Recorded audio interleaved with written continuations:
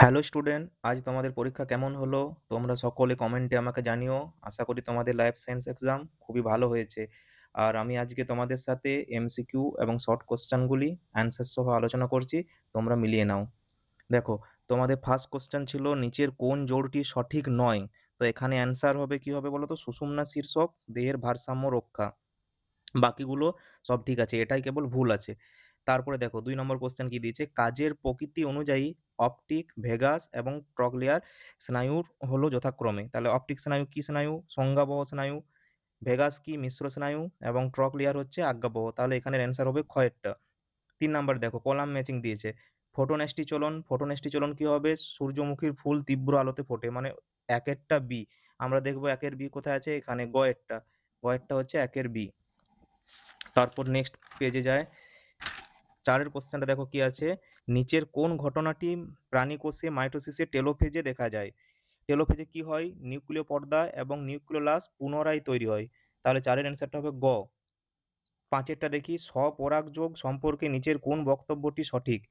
এটা হবে কয়েরটা, মানে কোনো বাহকের প্রয়োজন হয় না। দেখো 6-এর দাগের কোশ্চেনটা কি আছে, টেলোমিয়ার সম্পর্কে নিচের কতগুলি বক্তব্য সঠিক? দেখো কি বলেছে, ক্রোমোজোমের প্রতিটি বাহুর প্রান্তকে টেলোমিয়ার বলা হয়, এটা সঠিক। এই অংশে অপর কোনো ক্রোমোজোম যুক্ত হতে পারে না, একদমই ঠিক, কারণ এখানে ক্যাপের মতো থাকে বলে অন্য ক্রোমোজোম যুক্ত হতে পারে না। এই অংশে বেমতন্তু যুক্ত হয় না, এটা ভুল। এই অংশটি নিউক্লিওলাস গঠনে অংশ নেয়। দেখো, অ্যাপ্রোপ্রিয়েটলি নিউক্লিওলাস গঠনে কিন্তু অংশ নেয় না, এখানে নর অংশ নেয়। তাহলে এখানে আমরা দুটো ঠিক পাচ্ছি, তাহলে এখানে অ্যান্সার হবে 6-এর কোশ্চেনটার অ্যান্সার হবে ক্ষয়েরটা। 7-এর কোশ্চেনটা কি আছে, মটর গাছের ক্ষেত্রে কোনটি প্রকট গুণ? প্রকট গুণ কোনটা হবে? বীজের আকার, গোলাকার আর কুঞ্চিত। তাহলে প্রকট বলেছে, তাহলে গোলাকারটা হবে, মানে হচ্ছে গয়ের অ্যান্সারটা, 7-এর দাগের গয়ের অ্যান্সারটা হবে। এবার 8-এরটা দেখি, সাদা অমসৃণ রোমের ফিনোটাইপ যুক্ত গিনিপিগের একটি সম্ভাব্য জিনোটাইপ হলো small B capital R small R. এর অপর সম্ভাব্য জিনোটাইপ তাহলে কি হবে? স্মল বি হচ্ছে রিসেসিভ, মানে সেটা থাকবেই। আর আমরা ক্যাপিটাল আর স্মল আর এর জায়গায় আমরা ক্যাপিটাল আর পেতে পারি, মানে ঘয়ের অ্যান্সারটা হবে। 9-এর দাগেরটা দেখি কি বলছে, নিচের কোন বক্তব্যটি সঠিক? বর্ণান্ধতা হলো এক্স সংযোজিত প্রকট জিন, না এটা হবে না। হিমোফিলিয়া হলো এক্স সংযোজিত প্রচ্ছন্ন জিন ঘটিত রোগ, তাহলে 9-এর অ্যান্সারটা হবে গয়েরটা। চলো নেক্সট পেজে যাই। দেখো, 1-এর দাগে 10-এর কি আছে, নিচের বিবর্তন সম্পর্কিত কয়েকটি ধারণা উল্লেখ করা হলো। ব্যবহার অব্যবহারের সূত্র, যোগ্যতম মধ্যবর্তন, অর্জিত বৈশিষ্ট্যের বংশানুসরণ, প্রাকৃতিক নির্বাচন, অস্তিত্বের জন্য সংগ্রাম এবং অত্যাধিক হারে বংশবৃদ্ধি। কোশ্চেনটা কি বলেছে, এদের মধ্যে ডারউইনের কটি প্রতিপাদ্য বিষয়? তাহলে ডারউইন কি করেছিল? ডারউইন করেছিল যোগ্যতমের উদ্বর্তন, প্রাকৃতিক নির্বাচন, অস্তিত্বের জন্য সংগ্রাম এবং অত্যধিক হারে বংশবৃদ্ধি, মানে এটার অ্যান্সার হবে ক, 4টি।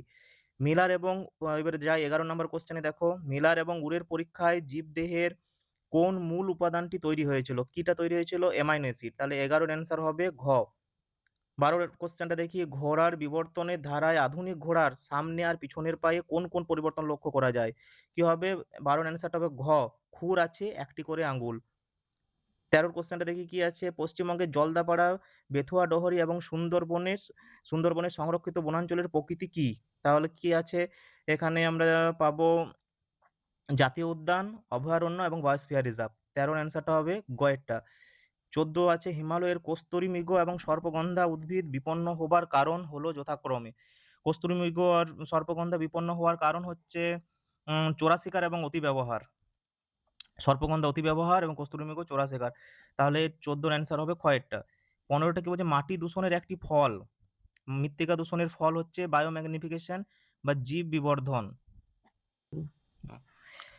এবার বিভাগ ক্ষয়ের কোশ্চেনগুলো আমরা দেখে নেব। দেখো, প্রথমে 2-এর দাগে 2-এর 1-এর ড্যাশ পূরণ আছে, কি আছে, প্রতিবর্ত চাপে ড্যাশ হলো কারক অঙ্গ? এটা হবে পেশি।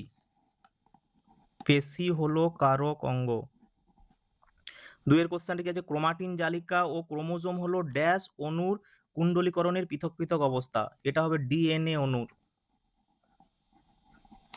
2-এর 3-এর কি আছে, মুক্ত ও যুক্ত দুই প্রকার কানের লতির মধ্যে প্রকট বৈশিষ্ট্য? তাহলে আমরা জানি প্রকট বৈশিষ্ট্য হচ্ছে মুক্ত কানের লতি।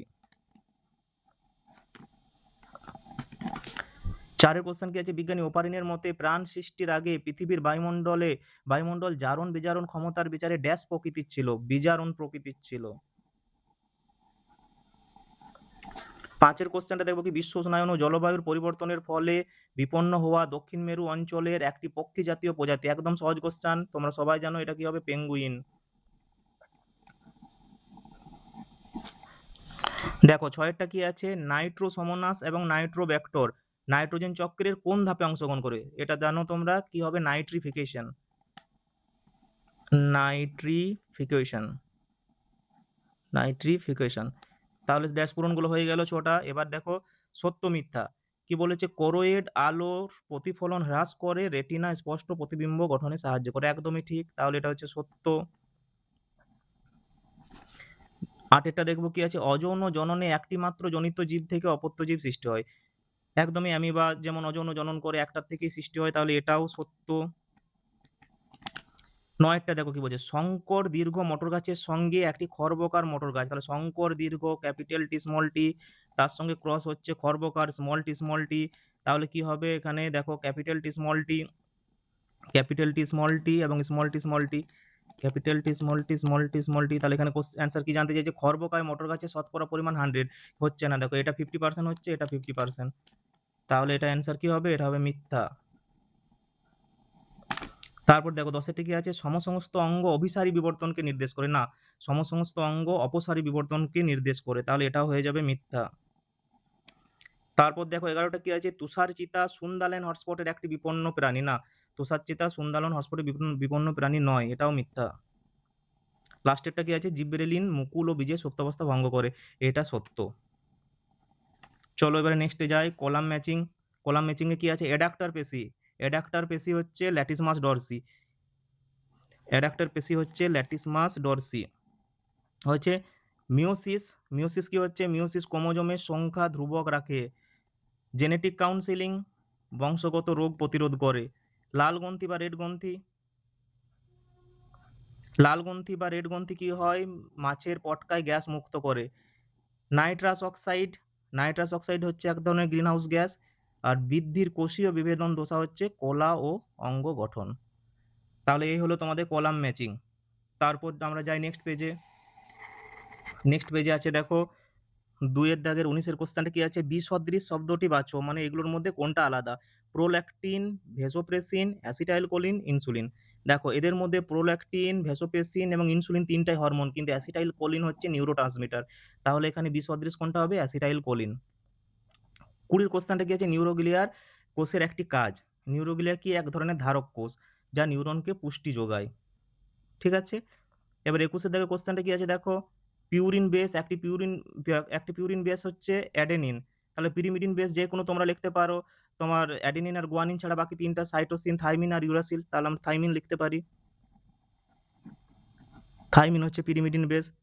তারপরে এখানে দেখো 2 যে কোশ্চেনটা আছে, এটা দ্বিসংকরের চেকার বোর্ড করে এটা বার করতে হবে। যখন চেকার বোর্ড করে বের করবে তখন তোমরা দেখবে যে BB, capital B, capital R small R, এবং capital B small B, capital R এর অনুপাত হবে 1:1, কারণ এটা দুটো করে বেরোবে, 2:2 করে কেটে যাবে, 1:1 বেরোবে। 23 দেখো কোশ্চেনটা কি আসছে, মটর ফুলের কোন বৈশিষ্ট্যের জন্য মটর গাছে স্বপরাগযোগ ও প্রয়োজনে ইতর পরাগযোগ ঘটানো যায়, কিসের জন্য, উভলিঙ্গ ফুলের জন্য। মটর গাছ উভলিঙ্গ ফুল হওয়ার জন্য আমরা যে কোনো সময় তার ইমাস্কুলেশন করতে পারি। তারপরে কি দিয়েছে দেখো 24 কোশ্চেনটা, একই খাদ্যের জন্য দুটি ভিন্ন পাখির মধ্যে জীবন সংগ্রাম, এটা কি হবে, আন্তঃপ্রজাতি সংগ্রাম। দেখো এটা হবে আন্তঃপ্রজাতি সংগ্রাম, এটা হবে আন্তঃপ্রজাতি সংগ্রাম। তারপরে দেখো 25 কি আছে, নিচে 4টি বিষয়ের মধ্যে 3টি অপর বিষয়ের অন্তর্গত, তাহলে আমরা কি দেখবো, কৃষিক্ষেত্রের বর্জ্য, জীবাণু, জল দূষণ এবং ইউট্রিফিকেশন, তাহলে সবগুলাই হচ্ছে জল দূষণের অন্তর্গত, জল দূষণ, ইউট্রিফিকেশন, জীবাণু এবং কৃষিক্ষেত্রের বর্জ্য সবাই কিন্তু জল দূষণেরই অন্তর্গত। শর্ট কোশ্চেনে তোমাদের লাস্ট কোশ্চেন আছে, কি আছে, কীটনাশক ও আগাছানাশক পদার্থ ছাড়া পরিবেশের অপর এমন একটি পদার্থের নাম করো যেটি ক্যান্সার সৃষ্টি করতে পারে, এটা আমরা কি করতে পারি, ইউভি রেডিয়েশন ক্যান্সার সৃষ্টি করে, ইউভি রেডিয়েশন ক্যান্সার সৃষ্টি করে। এই হলো তোমাদের এমসিকিউ এবং শর্ট কোশ্চেনের অ্যান্সার, তোমরা মিলিয়ে নাও এবং কার কত হলো আমাকে কমেন্টে অবশ্যই জানিও। Thank you.